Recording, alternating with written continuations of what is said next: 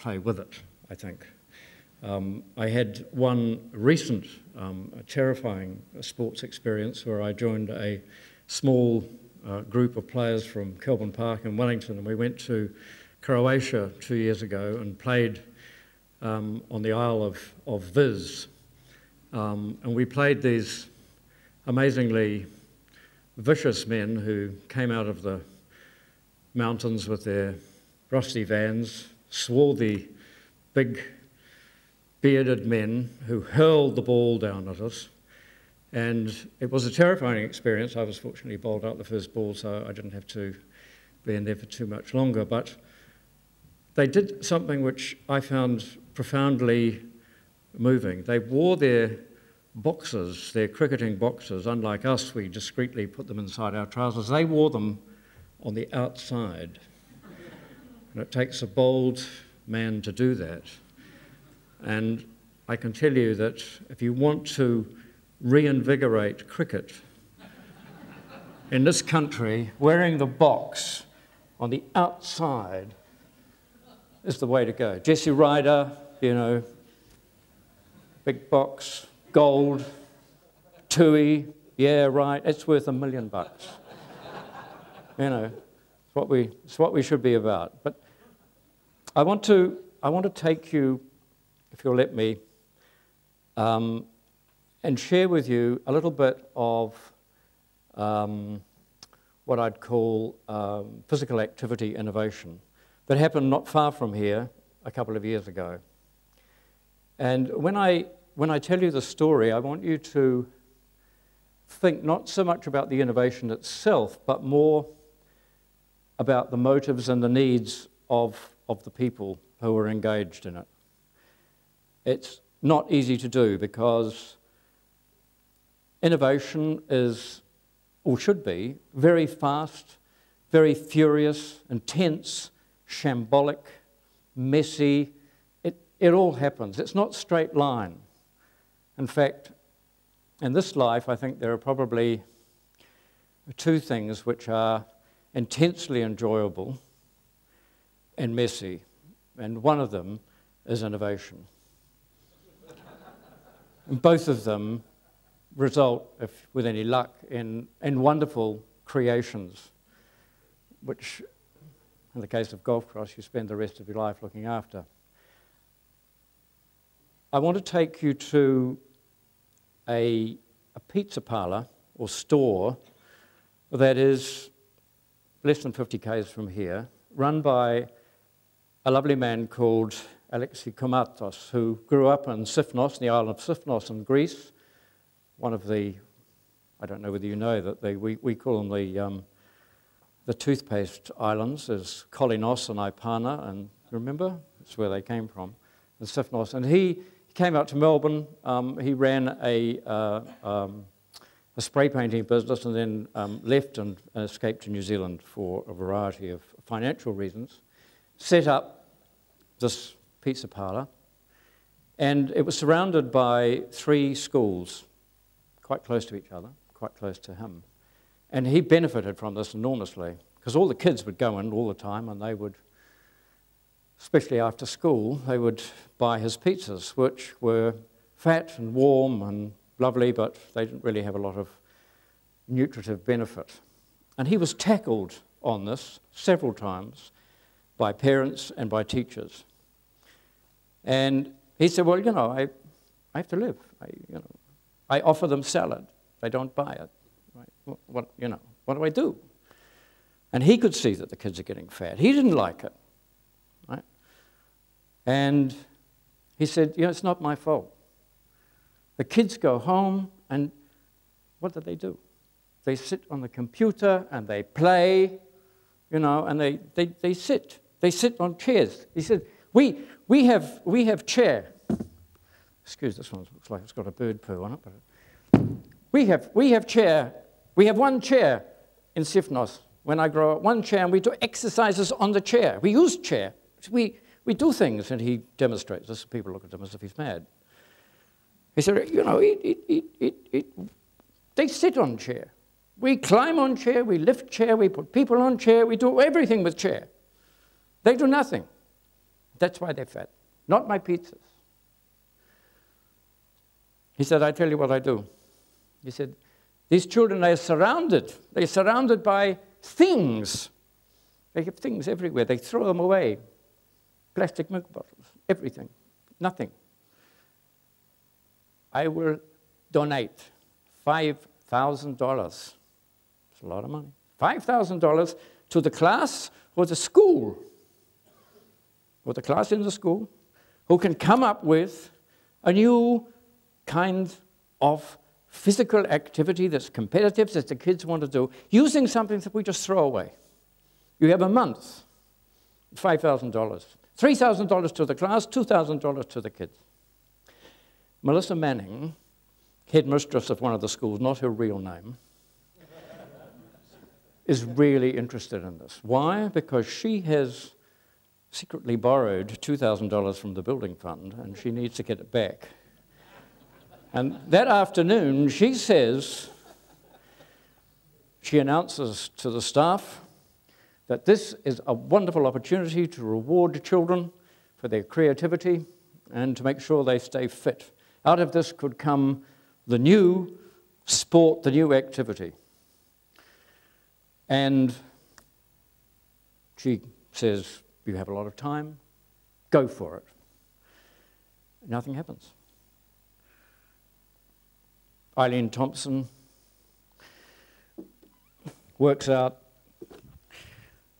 how to crush plastic milk bottles in her thighs. She can do this. She can do 5 at a time. This does not endear her to the boys in the class, who are fascinated. The sound alone, you know. And then various kids are trying various things. Nothing, a month goes by. Melissa Manning is horrified. Nothing's going to happen. 2 days to go. She says, right, the whole school, half an hour. Half an hour, I mean, not half an hour, half a day. The rest of the day you spend on this.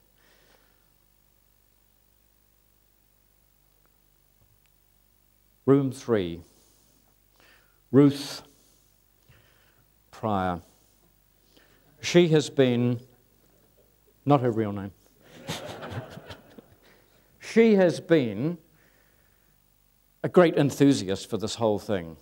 She's a first-year teacher. She's struggling. She needs a good report from the headmistress. And she's stuck in there. She's encouraged Maureen, tried to get her to diversify a bit. And she's sitting in the classroom, and I'm going to try and recreate. The classroom looks like a tip. There are, thank you, Millennium, toilet rolls, plastic bags, wire coat hangers, all strewn about. The boys are kicking the bottles around. The girls are passing them to each other. Eileen is crushing them. Alison McDougall and Pauline Willis have been working on coat hanger twirling. They can do this, but they can twirl them with both hands. I can't. It's very difficult. And they can pass the twirled coat hanger behind them, in front of them, over their shoulders. The boys look on, they're amazed. They can only boot things around. These girls are getting down, getting onto it. Ruth Pryor's sitting there, she's got her hands on her head. She's going, God, we're never going to get anything. And then Robert Lowe, silly old Robert Lowe, grabs a coat hanger off Pauline Willis, and there's a struggle, and the coat hanger stretches. And they grab him and they throw him against the wall, and she crams the coat hanger over his head like that. And they hold his arms down so that he can't move and take it off, and everybody laughs. And the teacher thinks, yes, well, this is just, going from bad to worse. But Robert Lowe doesn't take it off. He has never had attention like this in his whole life. He struts up and down, delighted with the attention that he's getting. And then Paul Stannard, bit of fun boy, gets a plastic bag, sneaks up behind him, and puts it over the hook at the back. So he can't feel it. He has no idea that it's there. And Robert Lowe is walking up and down. And the children are laughing even more, and Robert's delighted. This is attention, you know. This is wonderful attention. And then someone gets the toilet roll, rips off a bit, rolls up, very quickly makes a little paper ball, and throws it into the bag. We're going to be here for a while.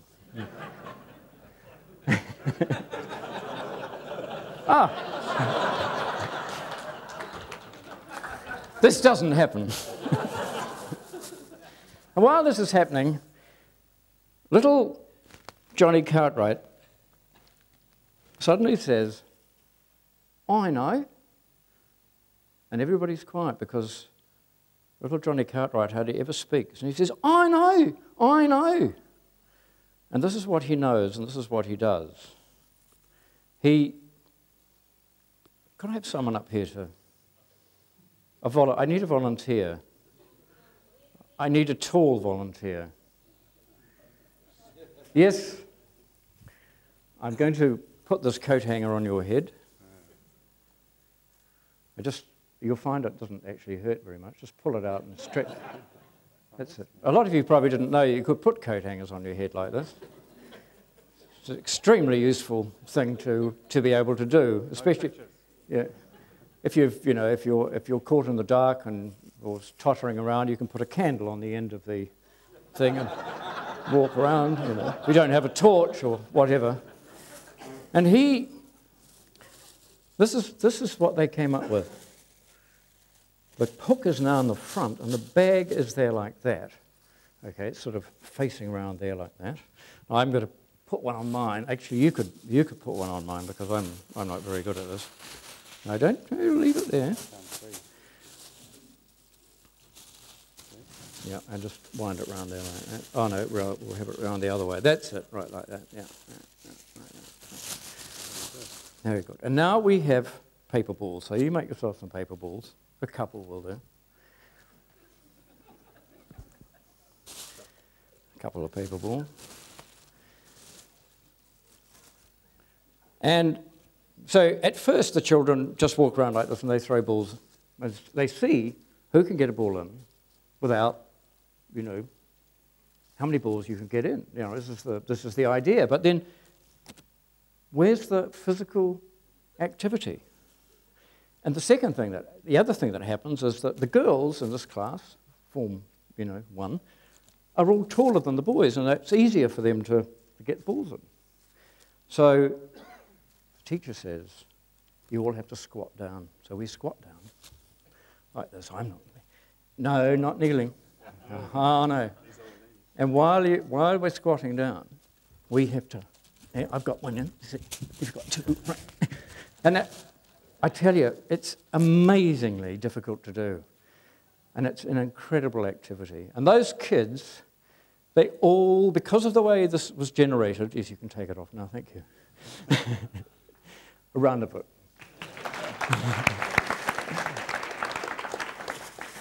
Because of the way it was generated, they all felt that it was their idea.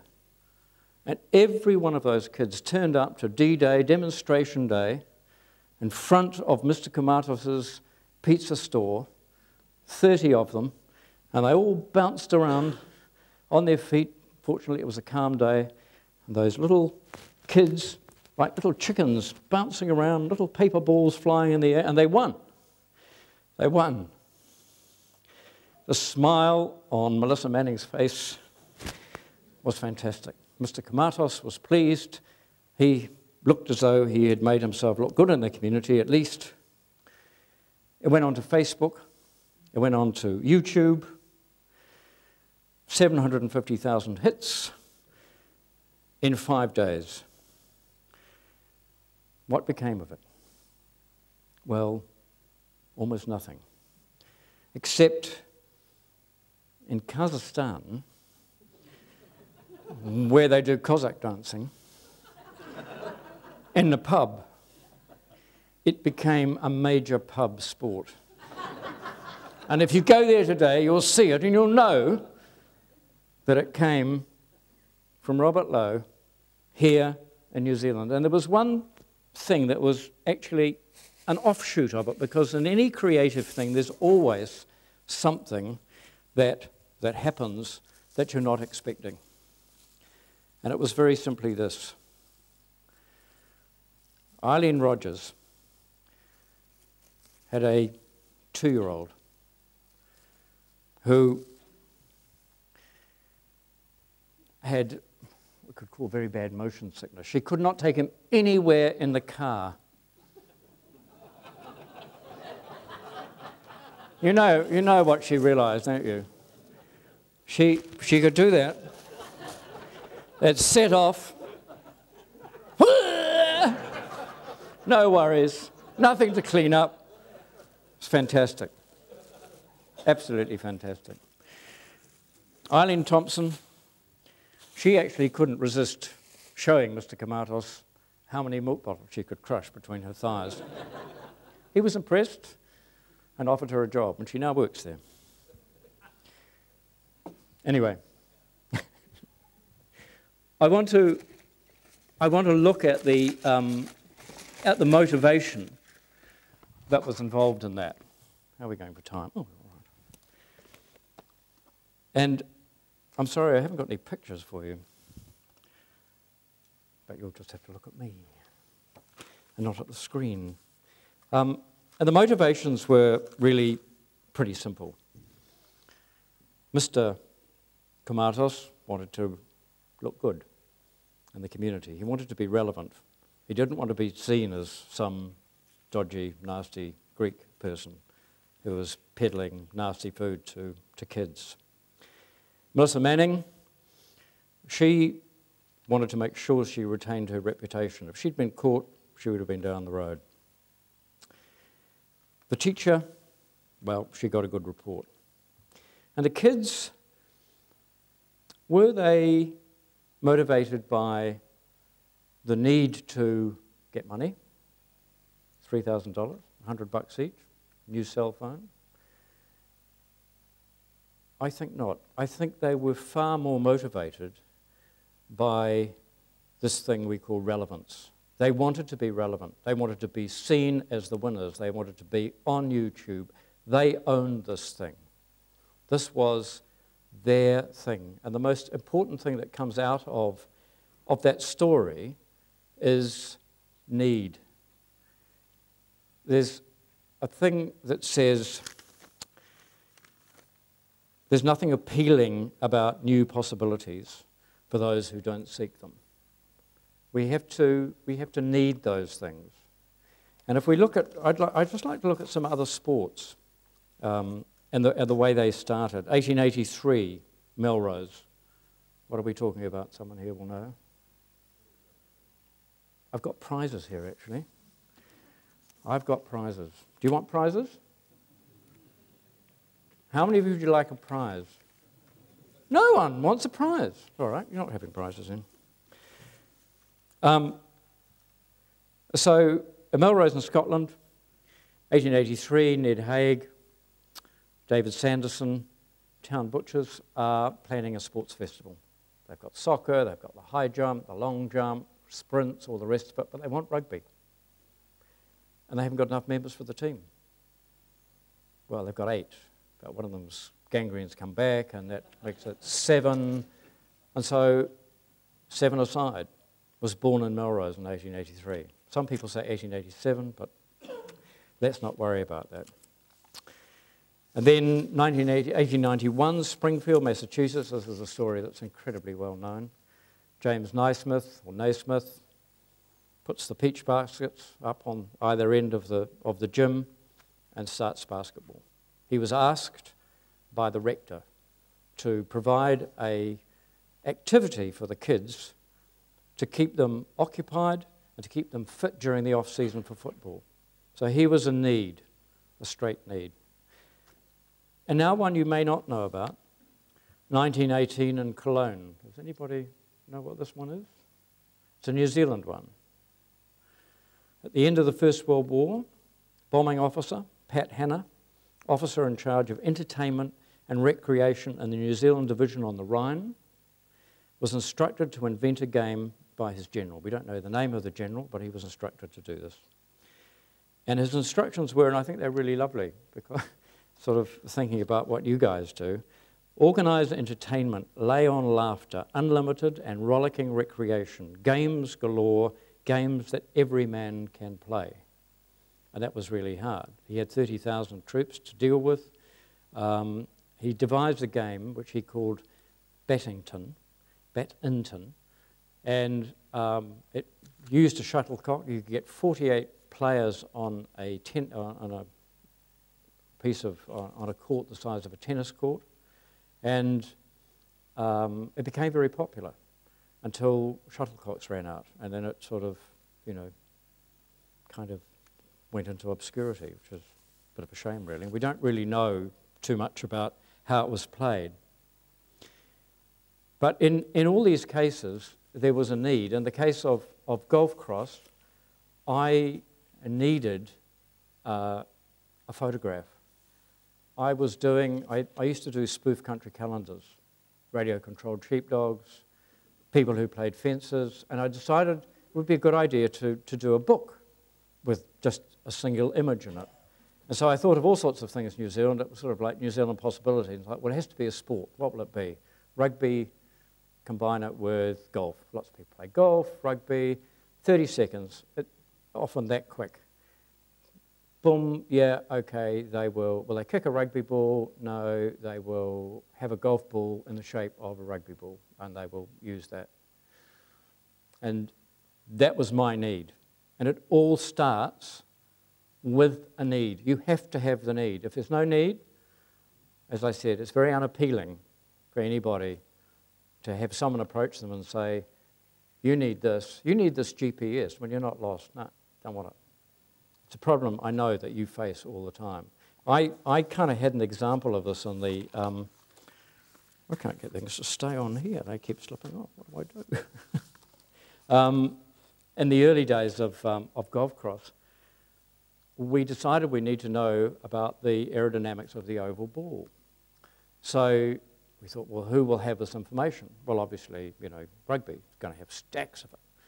So I rang up Laurie Mains, and who I didn't know, and I said, look, I'm trying to find out who has got the information on the oval ball, the aerodynamic information. Where will it be? And he said, well, you could try Gilbert or Adidas.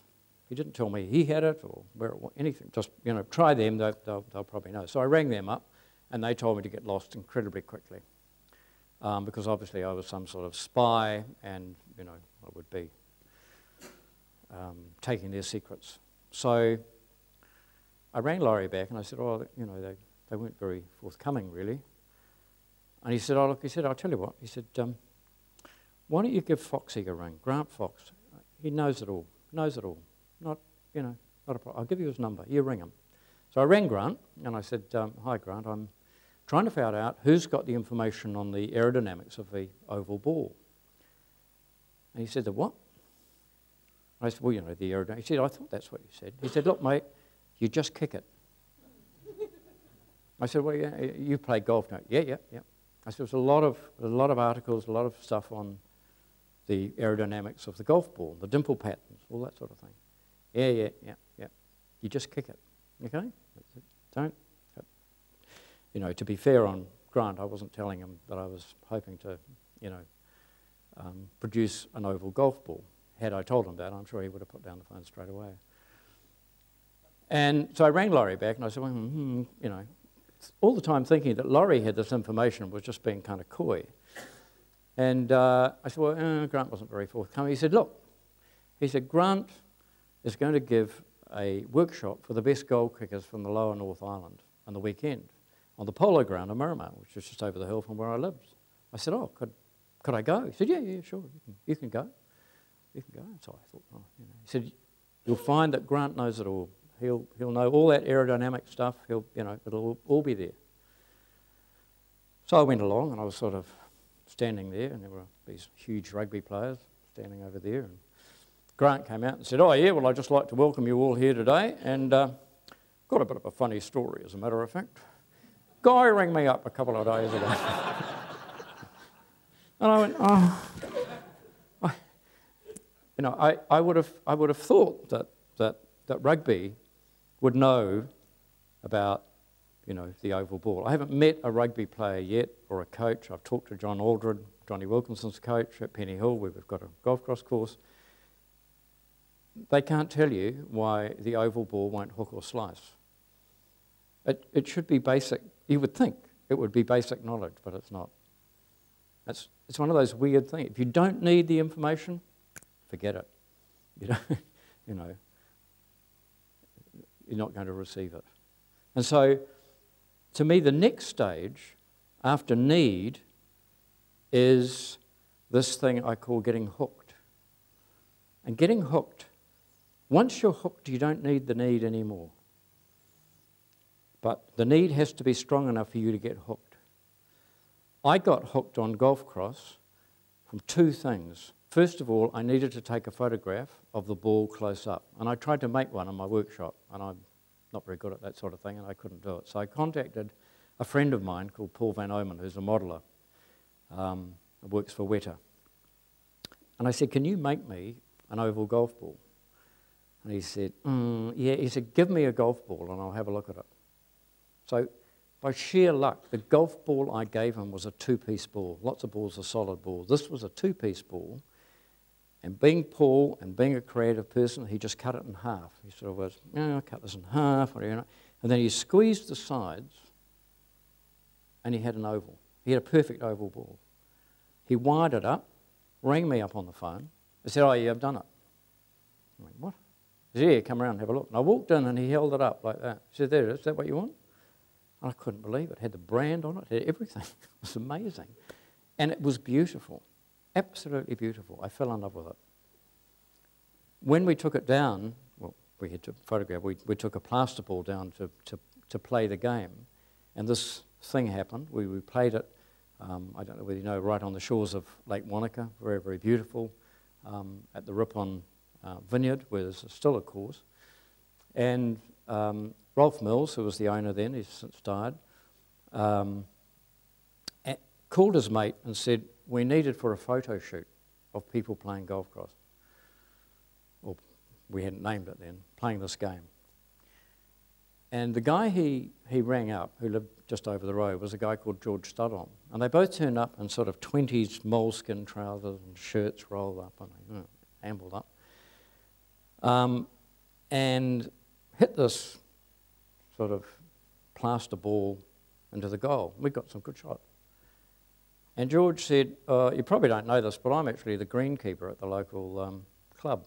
And he said, "I can tell you that if you could produce a goal like this, you would save golf clubs thousands and thousands of dollars, because the most expensive part of setting up a golf course and maintaining it is the green, and you don't need greens."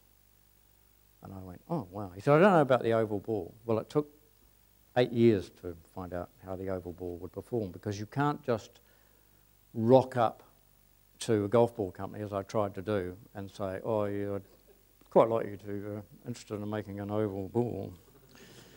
Go away, please."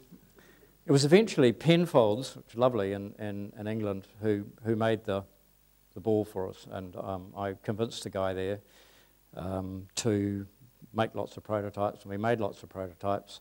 We'd already got a ball and we'd lathed it down, a solid piece ball, and put it on a lathe and lathed it down. So we had these little tiny ones, and we got an idea of how they perform, but we didn't have dimpled ones. And we went through various types of ball. And that getting hooked, I was just hooked by that. And it became mine. It became my secret. This was my oval ball. Those kids, that exercise was theirs. They had discovered it together, and it worked. And that hooked them in there. And that seems to be crucial. And that goes on through the testing program.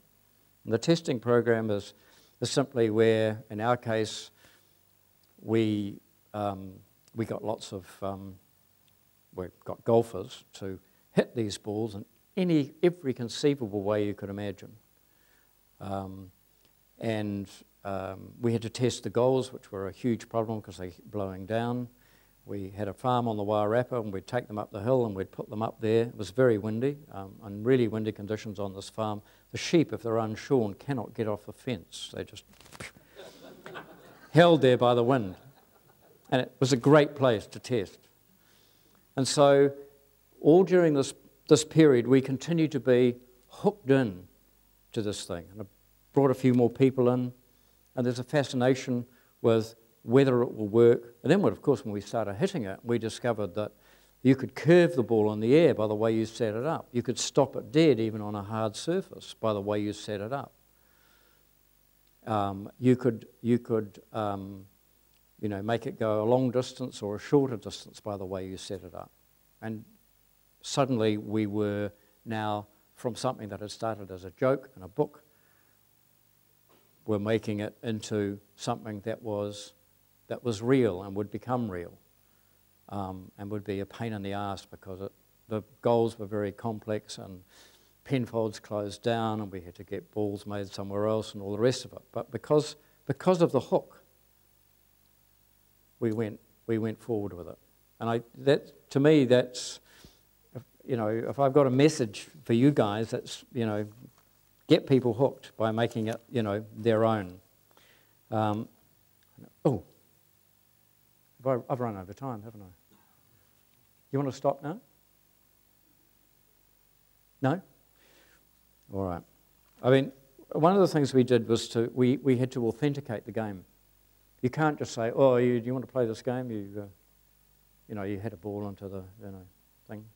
So we came up with a name Golf Cross. Someone else came up with that name. Thought it was a nice name.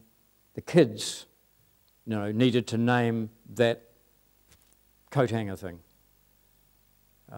Rangi Walker, very naughty boy, came up with the name of Kotanga Reo and was, told that really wasn't on. But you have to name it. And then we had to provide a history. We could go back to those photographs taken in 1989 of those guys looking really, like it was in the 30s, but we said it was 1989. We had all the balls, all the different, oval balls that had been made. This was the genesis of the ball. We had rules that we'd made up. We had how to play, etiquette, terminology. We put it all into a book and produced the book at the same time as we opened 3 courses, 1 week after another week after another week, so that people we had the first one was on 60 minutes, went global. We had people ringing us up from all over the world saying this is amazing. Then we opened another one, and New Zealand people were going, wow, you're just opening courses everywhere. And then, of course, we stopped. You can't, I had no money to sort of keep it going. Cat books, brought in a lot of money, but, not that much. And so the reverse generate, if you're going to create a game, you need to reverse generate it. And I'm just going to skip over, because I know I've got to stop, but we have come up with Kiranui College, we've been playing it, a new form of cricket, which is way faster, still cricket, not a shortened game, not a shortened over game, nothing like that. It's a combination of baseball and cricket, and it works like a dream. And we fell upon this quite by chance, played it with the kids. We had a couple of people who were baseball players staying, and it's magic.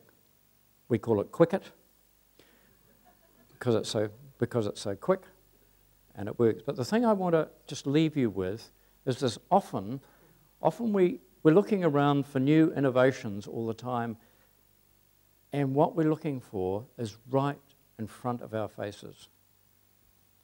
There is an activity in this country and worldwide that is practiced by children every day that is highly skilled. I'm not talking about texting. That mostly girls do it, but increasingly boys are doing it. It can be engineered so that it becomes way more physical. Think, there's a thing that used to be called sports gymnastics. It's now called acrobatic gymnastics. Do you know that? We don't seem to have it much in New Zealand, but it's, you know, look at it on the web. There are set pieces that can be played with twos. Two people can practice this together. They can do it together. It's a bit like why basketball got really successful, was that a single person or two people could play around a hoop and get really, really good. Something that can't really happen in cricket or rugby. And so there's any number of ways in which you can engineer this. You would start by making it into a provincial championship amongst a few schools. Within a year you could take it national, and then you could run the New Zealand international games, because the players are already there. They're all waiting for this to happen. Does anybody know what I'm talking about? Not skipping. Absolutely. Hand games. The World Hand Games. First in New Zealand. Go on the web and look at what those kids do. Watch them in schools. They are simply amazing. The speed and dexterity, and then you suddenly get them squatting down and doing stuff, or doing whatever. Now you're talking. Now you've got a sport. Now you've got an activity, and it's there waiting for you. Go grab it. Thank you.